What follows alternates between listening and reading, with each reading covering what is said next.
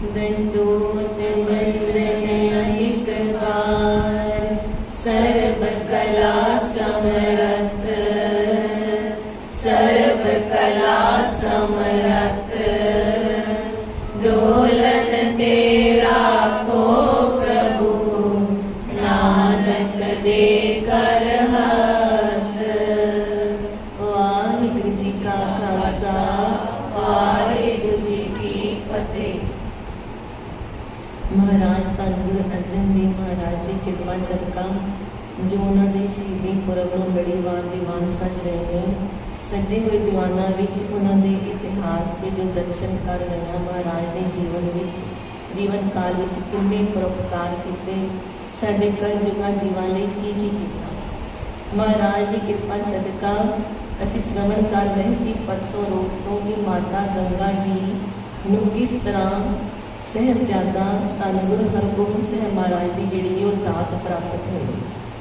बाबा बुढ़ा साहिब जी को महाराज ने वडियाइयां दित्तियां, अपने सारिया जो वडियाइयां ने महाराज जिवें अपने सिखां नूं ही दिंदे ने, अपने प्यारियां नूं दिंदे ने। महाराज कृपा करन। माता गंगा जी असीं श्रवण कर रहे सी कि बहुत उदास ने। उदास क्यों हो गए ने?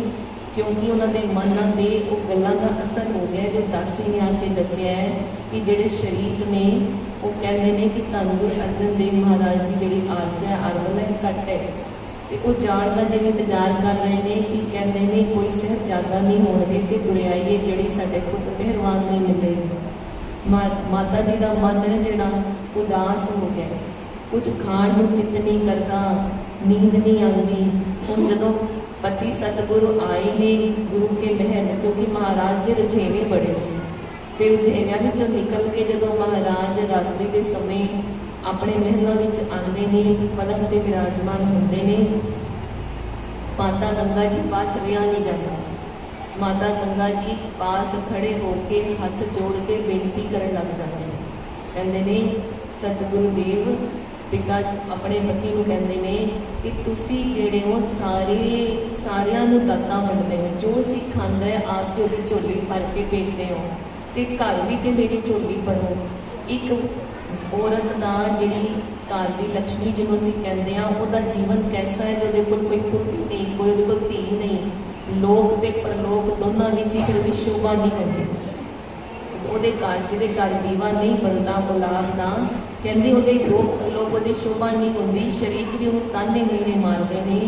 तो इस जिहड़ी गुरियाई है ਉਹਦਾ मालक इन्ना सोहना जिहड़ा मैनूं भी दात बख्शिश करो। जदों एवें बेनतियां करते हैं कि मेरा मन बहुत छोटा हो रहा है, मेरे मन को चंगा नहीं लग रहा कि मेरे को दात नहीं है, फिर महाराज पूछना करते हैं अचानक तो किवें होया? फिर कहते माता गंगा जी सब बात सुनाते हैं कि किवें उन्हां दी दासी ने दासी नूं जिहड़े प्रीति चंद जी की दासी है उन्हें सारिया गल्लां सुनाइयां ने कि प्रीति चंद जी के घर किवें किवें की हो रहा है। महाराज सुन के कहते हैं कि यह दात है ना जिहड़ी तुसीं कह रहे हो कि तुहानूं तुहाडी झोली च भी पुत्तर दी साहिबजादे दी दात पए, तुहाडी झोली भी भरी जाए, तुहाडी भी शोभा होए, तुहानूं भी रज आए। यह दात तो कहते तुसीं बाबा बुढ़ा जी पास लै लो, वड्डे गुरुआं तो उन्होंने दर्शन मेले किए ने, सेवा कमाई है, ब्रह्म ज्ञान की अवस्था को प्राप्त किया है, इंद्री जित ने अपनी इंद्रियां को जितया होया है। महाराज कहते जाओ बाबा बुढ़ा साहब जी में प्रसन्न करो, उन्होंने लंगर प्रसाद की सेवा करो, तो उन्होंने पासों बचन करा लो। जे वो बचन कर देंगे नहीं तो तुहाडी जिहड़ी सुन्नी गोद है वो भर जाएगी। हुण माता जी को ना माता गंगा जी को बड़ा ही चैन आया कि हाँ जाके मैं सेवा कराँगी, बचन होणगे तो मेरी गोद भर जाएगी। जदों रात को हुण चाह विच ही कहते नींद नहीं आ रही कि सवेरे मैं जाना है। सवेरे उन्होंने बड़े ही लंगर पकवान तैयार कराए, खीर पूड़ियाँ छोले बहुत कुछ तैयार करवा के गड्डियां च लगाया, बड़ी दासियां सिख संगत नाल लई। मां कहते जो रथ तैयार होया ना कि गुरु के महलों में जाना है, तो घोड़ा के जोड़े घोड़िया के पैर से ना उन्होंने भी घुंघरू बन दिते। जोड़े सेवादार ने उन्होंने तो शौक न लत्त को सजाता कि माता जी ने जाना है। वैसे पिछे बैठन के स्थान पर भी चंगी उन्होंने सजावट की। ਜਦੋਂ ਮਾਤਾ ਜੀ ਐਵੇਂ ਜਾ ਰਹੇ ਨੇ ਨਾ, ਸਾਰੀਆਂ ਆਪਣੀਆਂ ਦਾਸੀਆਂ ਨਾਲ ਸਮਾਨ ਲੱਦ ਕੇ ਸਾਰੇ, ਹੁਣ ਇਲਾਕਾ ਜਿਹੜਾ ਹੈ ਉਹ ਮਿੱਟੀ ਵਾਲਾ, ਘੋੜੇ ਜਿਹੜੇ ਨੇ ਘੋੜੇ ਦੇ ਟਾਪਾਂ ਨਾਲ ਮਿੱਟੀ ਵੀ ਉੜ ਰਹੀ ਹੈ, ਜਿਹੜੇ ਪੈਰਾਂ ਤੇ ਘੁੰਗਰੂ ਬੰਨੇ ਨੇ ਉਹ ਸ਼ੋਰ ਵੀ ਕਰ ਰਹੇ ਨੇ। ਜਿਵੇਂ ਜਿਵੇਂ ਭੀੜ ਸਾਹਿਬ ਜਿੱਥੇ ਬਾਬਾ ਬੁੱਢਾ ਜੀ ਦਾ ਨਿਵਾਸ ਹੈ ਉਹ ਨੇੜੇ ਆਉਂਦਾ ਹੈ, ਘੋੜਿਆਂ ਦੀ ਗਤੀ ਹੋਰ ਤੇਜ਼ ਕਰ ਦਿੱਤੀ ਜਾਂਦੀ ਚਾਅ ਨਾਲ ਕਿ ਮਾਤਾ ਜੀ ਜਾ ਰਹੇ ਨੇ। ਦਾਸੀਆਂ ਨੂੰ ਵੀ ਪਤਾ ਹੈ ਕਿ ਬਚਨ ਹੋਏਗਾ ਉੱਥੇ, ਫਿਰ ਘਰ ਸਾਹਿਬਜ਼ਾਦੇ ਦੀ ਦਾਤ ਹੋਏਗੀ। ਜਿਵੇਂ ਜਿਵੇਂ ਸਥਾਨ ਨੇੜੇ ਆਉਂਦਾ ਹੈ ਘੋੜੇ ਹੋਰ ਤੇਜ਼ ਦੌੜਾਉਂਦੇ ਨੇ। ਮਾਤਾ ਜੀ ਐਵੇਂ ਚਾਅ ਨਾਲ ਜਾ ਰਹੇ ਨੇ। ਜਦੋਂ ਪਹੁੰਚਦੇ ਨੇ ਨਾ, ਉਸ ਸਮੇਂ ਵੀ ਜੋ ਦੂਰੀ ਸੀ ਨਾ ਰਾਮਦਾਸਪੁਰੇ ਤੋਂ ਬਾਬਾ ਬੁੱਢਾ ਜੀ ਦੇ ਸਥਾਨ ਦੀ, ਉਹ 18-19 ਕੋਹ ਦੇ ਕਰੀਬ ਹੈਗੀ ਸੀ। ਜਦੋਂ ਉੱਥੇ ਪਹੁੰਚਦੇ ਨੇ ਤੇ ਬਾਬਾ ਬੁੱਢਾ ਸਾਹਿਬ ਜੀ ਉਸ ਸਮੇਂ ਭਜਨ ਬੰਦਗੀ ਵਿੱਚ ਲੀਨ ਨੇ। ਜਦੋਂ ਮਹਾਂਪੁਰਖ ਭਜਨ ਬੰਦਗੀ ਵਿੱਚ ਲੀਨ ਹੋਇਆ ਕਰਦੇ ਨੇ ਨਾ, ਤੇ ਜਿਹੜੇ ਵਾਤਾਵਰਣ ਹੈ ਨਾ ਉਹ ਵੀ ਜਿਵੇਂ ਸ਼ਾਂਤ ਜਿਹਾ ਹੋ ਕੇ, ਕੋਲ ਸੁਹਾਵਣਾ ਜਿਹਾ ਹੋ ਕੇ ਹੋ ਜਾਂਦਾ ਹੈ। ਉਸ ਸਮੇਂ ਪੰਛੀ ਜਾਨਵਰ ਵੀ ਸੁੱਖ ਲੈਂਦੇ ਨੇ। ਬਾਬਾ ਬੁੱਢਾ ਜੀ ਪਾਸ ਬੜੇ ਪੰਛੀ ਬੈਠੇ ਨੇ। ਕਹਿੰਦੇ ਉਸ ਸਮੇਂ ਹਿਰਨ ਵੀ ਟਿਕਾ ਕੇ ਜਿਹੜੇ ਨੇ ਨਾਮ ਬੰਦਗੀ ਦਾ ਆਨੰਦ ਲੈ ਰਹੇ ਨੇ। ਬੜੇ ਆਸ-ਪਾਸ ਜਾਨਵਰ, ਕਿਉਂਕਿ ਇਕੱਲੇ ਉਸ ਜੰਗਲ ਟਾਈਪ ਇਲਾਕਾ ਸੀ ਉਸ ਸਮੇਂ ਉਹ ਮੀਰ ਸਾਹਿਬ, ਤੇ ਜਿਸ ਸਥਾਨ ਤੇ ਬੈਠ ਕੇ ਬਾਬਾ ਬੁੱਢਾ ਜੀ ਭਜਨ ਬੰਦਗੀ ਵਿੱਚ ਲੀਨ ਹੈਗੇ ਸੀ। ਤੇ ਜਦੋਂ ਐਵੇਂ ਸ਼ੋਰ ਹੋਇਆ ਨਾ, ਪੰਛੀ ਚੀਂ-ਚੀਂ ਕਰਕੇ ਉੱਡਦੇ, ਸਾਰੇ ਹਿਰਨ ਦੌੜੇ। ਤੇ ਬਾਬਾ ਬੁੱਢਾ ਸਾਹਿਬ ਜੀ ਨੇ ਅੱਖਾਂ ਖੋਲੀਆਂ, ਪਾਸ ਬੈਠੇ ਸੇਵਾਦਾਰ ਨੂੰ ਕਿਹਾ ਵੀ ਕੌਣ ਆਇਆ ਜੋ ਇੰਨਾ ਸ਼ੋਰ ਹੋ ਰਿਹਾ ਹੈ, ਇੰਨੀ ਮਿੱਟੀ ਘੱਟਾ ਵੀ ਦੂਰੋਂ ਦਿਖ ਰਿਹਾ, ਉੱਡਦਾ ਪਿਆ। ਤੇ ਅੱਗੋਂ ਸੇਵਾਦਾਰ ਜਦੋਂ ਥੋੜਾ ਦੂਰ ਜਾ ਕੇ ਵੇਖਦਾ ਹੈ ਤੇ ਆ ਕੇ ਕਹਿੰਦਾ ਹੈ ਕਿ ਗੁਰੂ ਦੇ ਘਰ ਦੇ ਰੱਥ ਜਪਦੇ ਨੇ, ਗੁਰੂ ਕੇ ਮਹਿਲ ਆਏ ਲੱਗਦੇ। ਗੁਰੂ ਦੇ ਘਰ ਦੇ ਰੱਥ ਜਪਦੇ ਨੇ, ਗੁਰੂ ਕੇ ਮਹਿਲ ਆਏ ਲੱਗਦੇ ਨੇ। ਬਾਬਾ ਬੁੱਢਾ ਸਾਹਿਬ ਜੀ ਦੇ ਸੁਭਾਵਿਕ ਹੀ ਵਚਨ ਹੋ ਗਿਆ, ਗੁਰੂ ਕਿਆਂ ਨੂੰ ਕਿਹੜੀਆਂ ਭਾਜਣਾ ਪਈਆਂ ਨੇ ਜੋ ਇੰਨੀਆਂ ਮਿੱਟੀਆਂ, ਇੰਨੀ ਖੇਰ ਉਡਾਈ ਤੇ ਇੰਨੇ ਸ਼ੋਰ ਕੀਤਾ ਕਿ ਸਾਰੇ ਜਿਹੜੇ ਟਿਕ ਕੇ ਆਨੰਦ ਮਾਣ ਰਹੇ ਸੀ ਉਹ ਵੀ ਪੰਛੀ ਵੀ ਉੜ ਗਏ। ਕਹਿੰਦੇ ਜਦੋਂ ਸੰਤ ਮਹਾਂਪੁਰਖ ਧੰਨ ਜਿਹੜੇ ਬਾਬਾ ਮਸਤਵਾਣੇ ਵਾਲੇ ਹੈਗੇ ਨਾ ਅੱਤਰ ਸਿੰਘ ਜੀ, ਉਹ ਵੀ ਬੰਦਗੀ ਕਰਦੇ ਸੀ ਨਾ, ਤੇ ਜਿਹੜੇ ਸੱਪ ਨੇ ਨਾ ਵਿਸ਼ ਦੇ ਭਰੇ ਹੋਏ ਉਹ ਵੀ ਪਰਿਕਰਮਾ ਕਰਨ ਲੱਗ ਜਾਂਦੇ ਸੀ। ਜਿਨ੍ਹਾਂ ਦਾ ਸੁਭਾਅ ਹੈ ਵਿਸ਼ ਭਰਿਆ ਹੋਇਆ ਡੰਕ ਮਾਰਨਾ, ਉਹ ਪਰਿਕਰਮਾ ਕਰਨ ਲੱਗ ਜਾਂਦੇ ਸੀ। ਐਸਾ ਬੰਦਗੀ ਦਾ ਪ੍ਰਭਾਵ ਪੈਂਦਾ। ਜਦੋਂ ਆ ਕੇ ਮਾਤਾ ਗੰਗਾ ਜੀ ਨੂੰ ਪਤਾ ਨਹੀਂ ਹੁਣ ਚਾਅ ਨਾਲ ਆਏ ਨੇ, ਆ ਕੇ ਉਹ ਸਾਰੀਆਂ ਵਸਤੂਆਂ ਤੇ ਰੱਖ ਕੇ ਨਮਸਕਾਰ ਕੀਤੀ। ਤੇ ਬਾਬਾ ਬੁੱਢਾ ਸਾਹਿਬ ਜੀ ਚਾਹੇ ਉਮਰ 'ਚ ਕਿੰਨੇ ਵੱਡੇ ਨੇ ਮਾਤਾ ਗੰਗਾ ਜੀ ਤੋਂ, ਮਾਤਾ ਗੰਗਾ ਜੀ ਹੁਣ ਦੇ ਕੋਈ 30 ਵਰਿਆਂ ਦੇ, ਤੇ ਬਾਬਾ ਬੁੱਢਾ ਸਾਹਿਬ ਜੀ ਉਸ ਸਮੇਂ 85 ਤੋਂ 90 ਵਰਿਆਂ ਦੀ ਉਮਰ ਹੈ। ਪਰ ਬਾਬਾ ਬੁੱਢਾ ਸਾਹਿਬ ਜੀ ਮਾਤਾ ਗੰਗਾ ਜੀ ਨੂੰ ਮਾਤਾ ਜੀ ਕਹਿ ਕੇ ਹੀ ਬੁਲਾਉਂਦੇ। ਤੇ ਜਦੋਂ ਆਏ ਨੇ ਨਾ, ਨਮਸਕਾਰ ਕੀਤੀ, ਸਾਰੀਆਂ ਵਸਤੂਆਂ ਰੱਖ ਕੇ, ਤੇ ਬਾਬਾ ਬੁੱਢਾ ਸਾਹਿਬ ਜੀ ਨੇ ਸੁਭਾਵਿਕ ਹੀ ਵਚਨ ਕਰਤਾ ਕਿ ਮਾਤਾ ਜੀ ਤੁਹਾਨੂੰ ਕਾਹਦੀਆਂ ਭਾਜੜਾਂ ਪਈਆਂ ਨੇ, ਤੁਸੀਂ ਕਿਹੜੀਆਂ ਭਾਜੜਾਂ ਪਾਈਆਂ ਨੇ। ਮਾਤਾ ਗੰਗਾ ਜੀ ਬੜੇ ਸੋਚੀ ਵਾਲੇ ਸੀ, ਅੰਦਰੋਂ ਕੰਮ ਗਏ, ਕਹਿੰਦੇ ਕਿ ਠੀਕ ਨਹੀਂ ਹੋਇਆ, ਤੇ ਵਚਨ ਪਹਿਲੇ ਹੀ ਉਲਟਾ ਹੋ ਗਿਆ ਕਿ ਭਾਜੜਾਂ ਪਈਆਂ ਨੇ, ਮੈਂ ਤੇ ਖੁਸ਼ੀਆਂ ਲੈਣ ਆਈ ਸੀ। ਹੁਣ ਮਾਤਾ ਗੰਗਾ ਜੀ ਪਾਸੋਂ ਕੁਝ ਬੋਲਿਆ ਹੀ ਨਹੀਂ ਜਾਂਦਾ, ਉਹ ਚੁੱਪਚਾਪ ਉੱਥੇ ਬੈਠ ਗਏ। ਤੇ ਕਹਿੰਦੇ ਜਦੋਂ ਦਾਸੀ ਨੇ ਅੱਗੋਂ ਦੀ ਕਹਿਣਾ ਸ਼ੁਰੂ ਕੀਤਾ, ਬਾਬਾ ਬੁੱਢਾ ਸਾਹਿਬ ਜੀ ਆਪ ਜੀ ਪਾਸ ਮਾਤਾ ਜੀ ਨੂੰ ਗੁਰੂ ਸਾਹਿਬ ਨੇ ਭੇਜਿਆ, ਗੁਰੂ ਅਰਜਨ ਦੇਵ ਮਹਾਰਾਜ ਨੇ ਭੇਜਿਆ ਹੈ।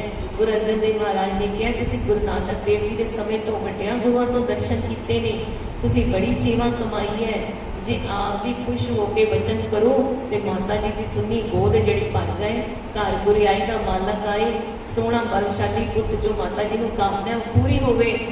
ਤੇ ਅੱਗੋਂ ਬਾਬਾ ਬੁੱਢਾ ਸਾਹਿਬ ਜੀ ਕਹਿੰਦੇ ਨੇ, ਮਾਤਾ ਜੀ ਮੇਰੇ ਕੋਲ ਕਿੱਥੇ ਪੁੱਤ ਹੈਗੇ ਨੇ, ਆਪ ਜੀ ਦੇ ਜਿਹੜੇ ਪਤੀ ਸਤਿਗੁਰੂ ਨੇ ਧੰਨ ਗੁਰੂ ਅਰਜਨ ਦੇਵ ਮਹਾਰਾਜ, ਉਹਨਾਂ ਨੂੰ ਸਿਮਰਨ ਕਰਕੇ, ਉਹਨਾਂ ਦੀ ਆਰਾਧਨਾ ਕਰਕੇ, ਉਹਨਾਂ ਅੱਗੇ ਅਰਜ਼ੋਈਆਂ ਕਰਕੇ ਘਰ ਬੈਠੇ ਵੀ ਸੰਗਤਾਂ ਲਾਹਾ ਲੈਂਦੀਆਂ ਨੇ, ਸਾਰੇ ਮਨ ਵਾਂਛਤ ਪਾਉਂਦੀਆਂ ਨੇ, ਧੰਨ ਗੁਰੂ ਅਰਜਨ ਦੇਵ ਜੀ ਦਾ ਨਾਮ ਲੈ ਕੇ ਸਾਰੀ ਮਨੋਕਾਮਨਾਵਾਂ ਪੂਰਨ ਕਰਦੀਆਂ ਨੇ। ਤੁਸੀਂ ਮੇਰੇ ਕੋਲ ਕਿੱਥੇ ਆ ਗਏ, ਮੇਰੇ ਕੋਲ ਕਿੱਥੇ ਪੁੱਤ ਪਏ ਨੇ, ਮੈਂ ਤੇ ਗੁਰੂ ਘਰ ਦਾ ਕਾਈ ਹਾਂ, ਮੈਂ ਤੇ ਘਾਹ ਪੁੱਟਣ ਵਾਲਾ ਕਿਸਾਨ ਹਾਂ। ਮਾਤਾ ਜੀ ਮੈਂ ਤੇ ਜੰਗਲਾਂ ਦੀ ਰਾਖੀ ਬਿਠਾਇਆ ਮਹਾਰਾਜ ਨੇ, ਮੈਂ ਤੇ ਮਜ਼ਦੂਰ ਬੰਦਾ ਹਾਂ ਗੁਰੂ ਸਾਹਿਬ ਦਾ, ਮੇਰੇ ਕੋਲ ਕਿੱਥੇ ਪੁੱਤ ਹੈਗੇ ਨੇ। ਮਾਤਾ ਜੀ ਦੇ ਪਹਿਲੇ ਅੰਦਰੋਂ ਡਰੇ ਹੋਏ ਸੀ ਕਿ ਪਹਿਲੇ ਬੱਚਨ ਠੀਕ ਨਹੀਂ ਹੋਇਆ। ਹੁਣ ਦਾਸੀ ਨੇ ਜਿੱਤਿਆ ਕੋ ਬਾਬਾ ਬੁੱਢਾ ਸਾਹਿਬ ਜੀ ਨੇ ਐਵੇਂ ਕਿਹਾ, ਤੇ ਮਾਤਾ ਜੀ ਜਿਹੜਾ ਨਾ ਨਿਰਾਸ਼ ਹੋ ਕੇ ਬੜੀ ਕੁਮਲਾ ਗਿਆ। ਮਾਤਾ ਜੀ ਦਾ ਜਿਹੜਾ ਸੋਹਣਾ ਮੁਖੜਾ ਸੀ ਨਾ, ਬਿਲਕੁਲ ਲਾਟ ਮੰਗਦਾ ਜਦੋਂ ਆਇਆ ਸੀ ਖੁਸ਼ੀ ਨਾਲ ਕਿ ਪਤੀ ਸਤਿਗੁਰੂ ਨੇ ਕਿਹਾ ਤੇ ਬਚਨ ਹੋਣਗੇ, ਉਹ ਬਿਲਕੁਲ ਕੁਮਲਾ ਗਿਆ। ਤੇ ਕੁਬਲਾ ਕੇ ਜਦੋਂ ਵਾਪਸ ਜਾਂਦੇ ਨੇ ਉਹ ਨੈਣ ਕਟੋਰਿਆਂ ਚੋਂ ਕਹਿੰਦੇ ਨੇ ਅਥਰੂ ਰੁਕਦੇ ਹੀ ਨਹੀਂ ਪਏ। ਕਹਿੰਦੇ ਵੀ ਝੋਲੀ ਭਰਨ ਆਈ ਸੀ ਤੇ ਉਲਟਾ ਕੰਮ ਹੋ ਗਿਆ, ਉਲਟੇ ਵਚਨ ਹੋ ਗਏ। ਘਰ ਜਾਂਦੇ ਨੇ ਹੁਣ ਨੈਣਾ ਚੋਂ ਅਥਰੂ ਰੁਕਦੇ ਨੇ। ਹੁਣ ਇੰਤਜ਼ਾਰ ਹੈ ਕਿ ਕਦੋਂ ਪਤੀ ਸਤਿਗੁਰ ਘਰ ਆਣ, ਮਹਿਲਾਂ ਵਿੱਚ ਆਣ ਤੇ ਕਦੋਂ ਉਹਨਾਂ ਨੂੰ ਵਾਰਤਾ ਸੁਣਾਵਾਂ। ਜਦੋਂ ਗੁਰੂ ਸਾਹਿਬ ਆਉਂਦੇ ਨੇ ਤੇ ਗੁਰੂ ਸਾਹਿਬ ਪੁੱਛਦੇ ਨੇ ਗੰਗਾ ਜੀ ਵਚਨ ਕਰਾ ਲਿੱਤਾ, ਹੁਣ ਖੁਸ਼ ਹੋ? ਫਿਰ ਮਾਲਕ ਸਭ ਜਾਣਦੇ ਨੇ। ਫਿਰ ਕਹਿੰਦੇ ਨੇ ਕੀ ਹੋਇਆ, ਤੁਹਾਡਾ ਚਿਹਰਾ ਕਿਉਂ ਇੰਨਾ ਘੁਮਲਾਇਆ ਹੈ? ਤੇ ਮਾਤਾ ਗੰਗਾ ਜੀ ਦੇ ਅਸਰੂ ਜਿਹੜੇ ਨੇ ਉਹ ਰੁਕੇ ਨਹੀਂ ਤੇ ਕਹਿੰਦੇ ਉਹਨਾਂ ਨੇ ਤੇ ਬਾਬਾ ਬੁੱਢਾ ਸਾਹਿਬ ਜੀ ਨੇ ਤੇ ਕਹਿਤਾ ਕਿ ਕਿਹੜੀਆਂ ਭਾਜੜਾਂ ਪਈਆਂ ਨੇ। ਉਹਨਾਂ ਨੇ ਤੇ ਕਿਹਾ ਉਹਨਾਂ ਪਾਸ ਤੇ ਪੁੱਤਰ ਹੈ ਹੀ ਨਹੀਂ ਆਪਣੇ ਪਤੀ ਸਤਿਗੁਰ ਪਾਸੋਂ ਲਓ। ਹੁਣ ਮਾਤਾ ਜੀ ਨੇ ਵੀ ਨਾ ਇੱਕਦਮ ਹੀ ਦੱਸਿਆ ਕਿ ਬਈ ਅਸੀਂ ਐਵੇਂ ਸ਼ੋਰ ਹੋ ਗਿਆ ਸੀ ਤੇ ਦੇਵ ਤੇ ਬੰਦਗੀ 'ਚ ਬੈਠੇ ਸੀ। ਮਾਲਕ ਵਾਹਿਗੁਰੂ ਸਭ ਜਾਣਦੇ ਨੇ।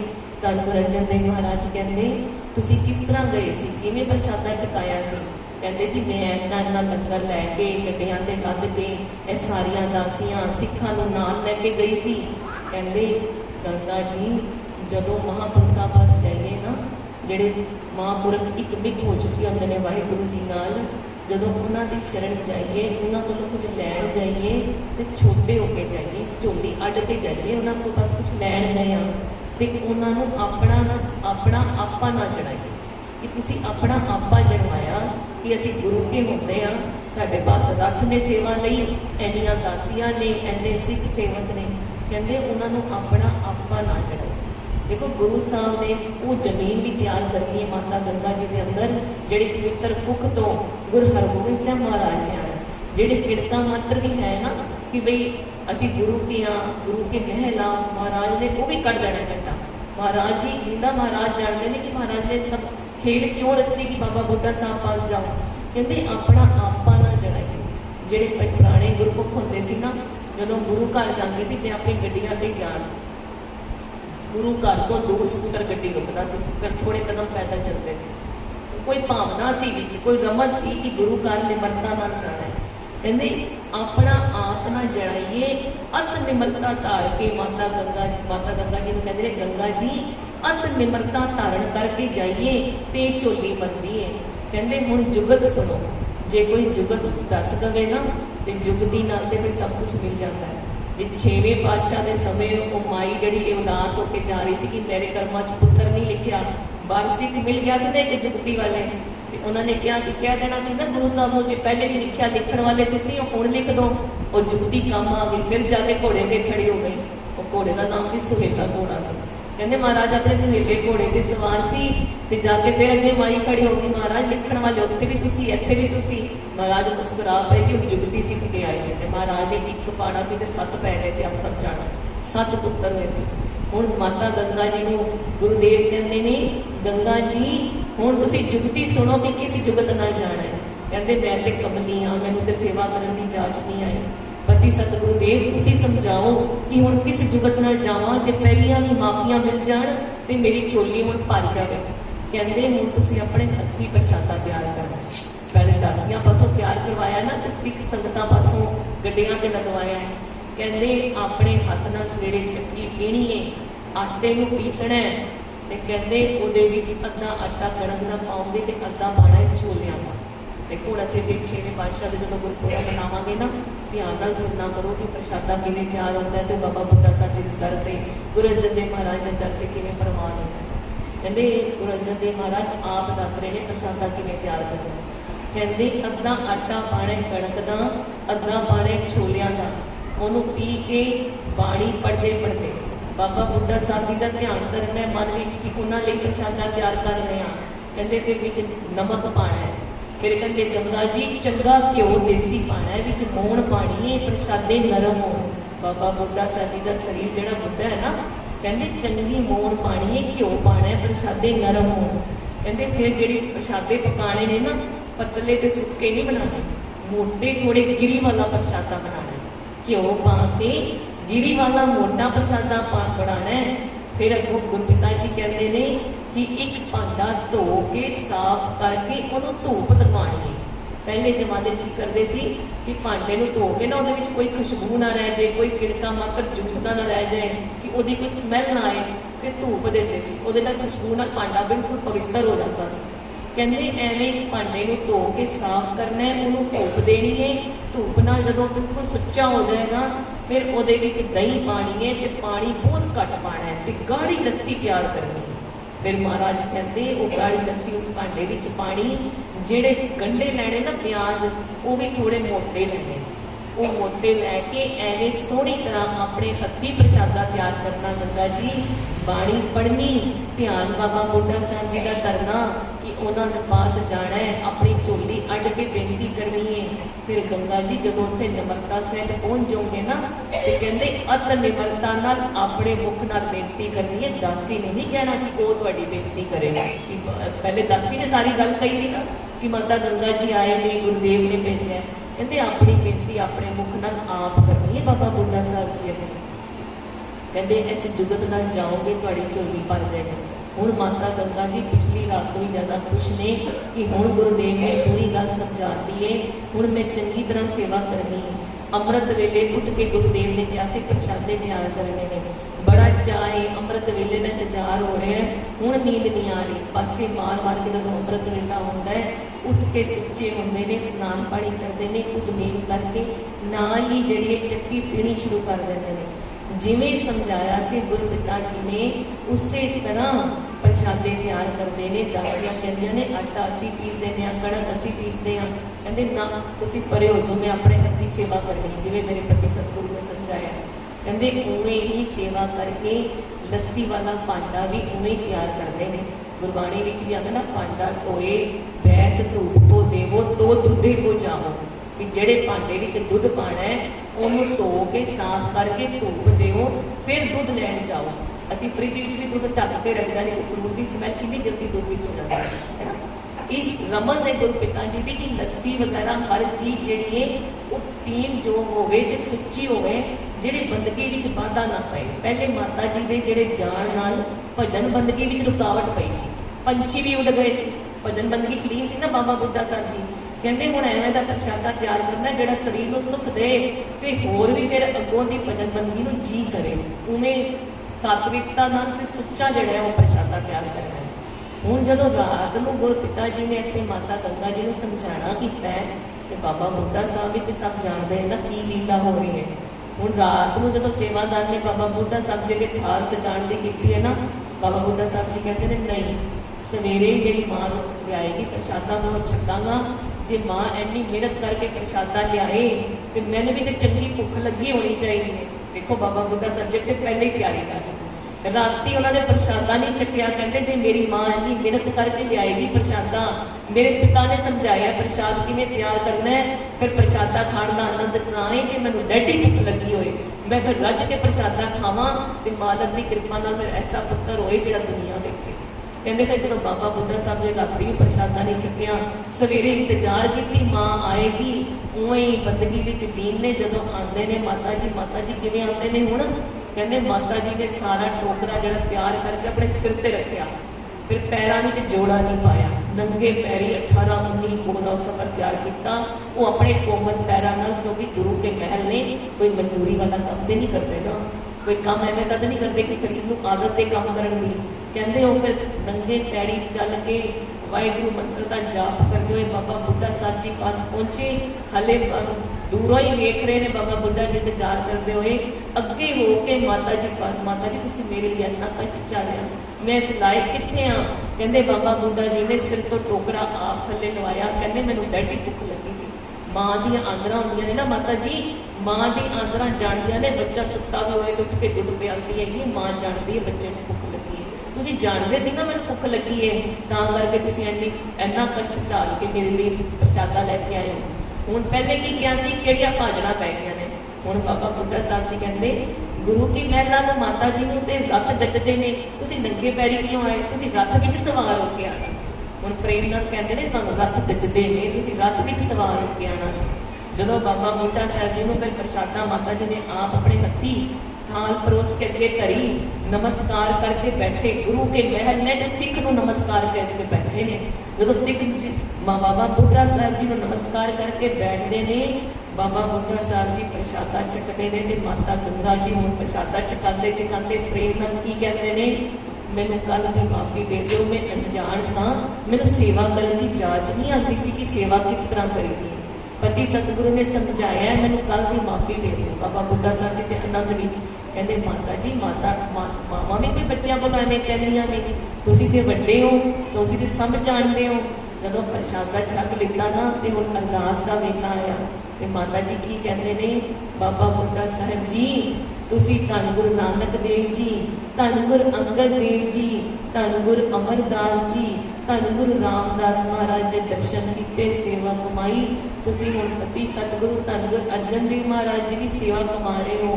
पति सतगुरु ने दसिया कि आप जी इंद्री जित हो, तुसी ब्रह्म ज्ञान की अवस्था में प्राप्त हो, तुसी गुरु घर के जो सिख हो, संकट हरण वाले हो, साडे पास तो ऐसा कोई सिख है ही नहीं।